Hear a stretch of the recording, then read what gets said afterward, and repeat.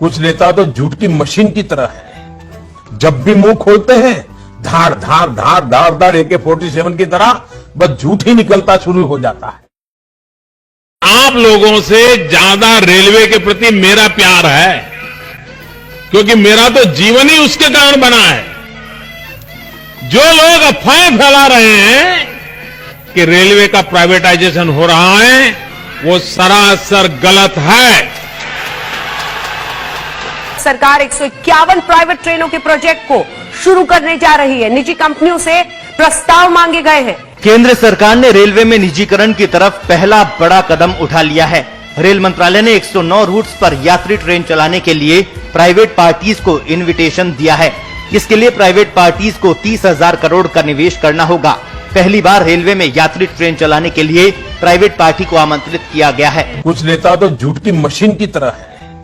जब भी मुंह खोलते हैं धार धार धार धार धार AK-47 की तरह बस झूठ ही निकलता शुरू हो जाता है। आजादी के बाद से 2014 तक 67 साल में 65 एयरपोर्ट थे, 65, यानी कि एवरेज एक साल में एक हवाई अड्डा। बीते 4 वर्षों में एक साल में 9 एयरपोर्ट उड़ान के लिए तैयार। मोदी जी की सरकार में पिछले 4 साल में सिर्फ 4 नए एयरपोर्ट बने हैं। और ये बात हम हवाई ढंग से नहीं कह रहे हैं, खुद मोदी जी की सरकार की जो रिपोर्टें हैं उनके हवाले से कह रहे हैं। कुछ नेता तो झूठ की मशीन की तरह है। जब भी मुंह खोलते हैं धार धार धार धार धार AK-47 की तरह बस झूठ ही निकलता शुरू हो जाता है। कोरोना से होने वाली मृत्यु दर को देखें तो दुनिया के अनेक देशों की तुलना में भारत संभली हुई स्थिति में है। कोरोना संक्रमण से जुड़ी हुई देश में कोरोना मरीजों की संख्या 6,97,000 से ज्यादा हो गई है। एक दिन में कोरोना के 24,248 नए केस सामने आए हैं। संक्रमित मरीजों की संख्या के मामले में भारत रूस से आगे तीसरे नंबर पर आ गया है। एक्टिव मरीज 2,53,287 है, ठीक हुए 4,24,433। अब तक मौत 19,693 लोगों की हो चुकी है। एक दिन में ठीक हुए मरीजों की संख्या 15,350। कुछ नेता तो झूठ की मशीन की तरह है।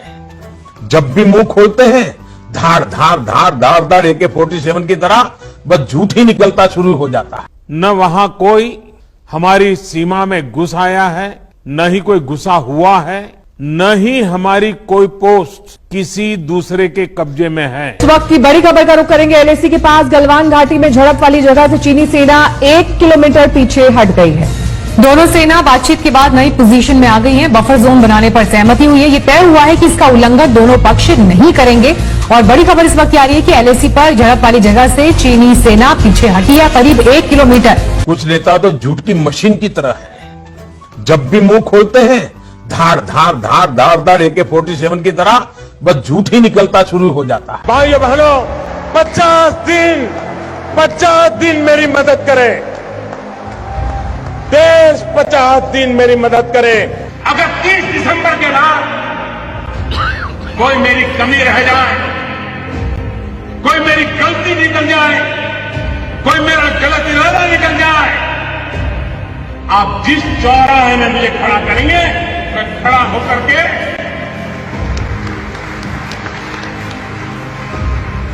देश जो सजा करेगा वो सजा भुगतने के लिए तैयार। देश में काले धन को मिटाने के लिए नोटबंदी का फैसला लिया गया था, लेकिन काला धन समाप्त होना तो दूर, उल्टे देश की अर्थव्यवस्था ही चौपट हो गई। 70 साल सबसे खराब दौर से गुजर रही है अर्थव्यवस्था। इस दौरान ये राजीव कुमार ने कहा है, नीति आयोग के उपाध्यक्ष ने, कि 70 साल में सबसे खराब दौर से अर्थव्यवस्था गुजर रही है। नोटबंदी और GST के बाद ये तमाम असर देखने को मिल रहे हैं। कुछ नेता तो झूठ की मशीन की तरह है।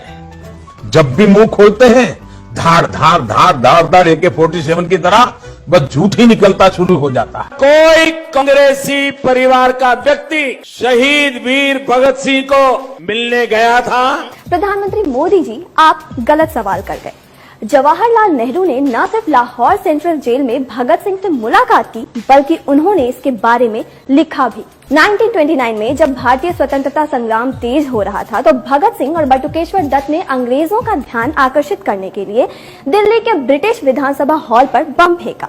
वो इसके लिए गिरफ्तार किए गए और जेल भेजे गए। भगत सिंह ने जेल की स्थिति को बेहतर बनाने का मुद्दा उठाया और जेल में भूख हड़ताल शुरू की। उनकी भूख हड़ताल अनिश्चितकालीन हो चली। तब 40 साल के जवाहरलाल नेहरू ने जेल का दौरा किया और भूख हड़ताल पर बैठे भगत सिंह और अन्य लोगों से मुलाकात की। कुछ नेता तो झूठ की मशीन की तरह है। जब भी मुंह खोलते हैं धार धार धार धार धार AK-47 की तरह बस झूठ ही निकलता शुरू हो जाता है। पाकिस्तान से युद्ध जीता जनरल थिमैया जी के नेतृत्व में, लेकिन उस पराक्रम के बाद कश्मीर को बचाने वाले जनरल थिमैया का उस समय के प्रधानमंत्री नेहरू और उस समय के रक्षा मंत्री कृष्णा मेनन ने बार बार अपमान किया था, और इसी के कारण जनरल थिमैया को अपने पद से सम्मान के खातिर इस्तीफा देना पड़ा था। 1948 में थिमैया इंडियन आर्मी के चीफ नहीं थे, एक ब्रिटिशर जनरल रॉय बुशर इस पोस्ट पर थे।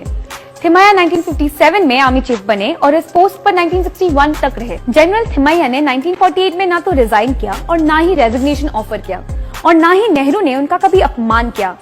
बल्कि मोदी जी, नेहरू ने तो 1948 में पाकिस्तानी रेडर्स को पीछे हटाने में थिमैया की रोल की तारीफ की थी। उनको लगता है कि झूठ से गाड़ी चल जाएगी। वो जमाना चला गया है, उनको पता नहीं है। आज लोगों को जानकारियां पाने का अनेक रास्ते मिल गए हैं। अब झूठ चलता नहीं है।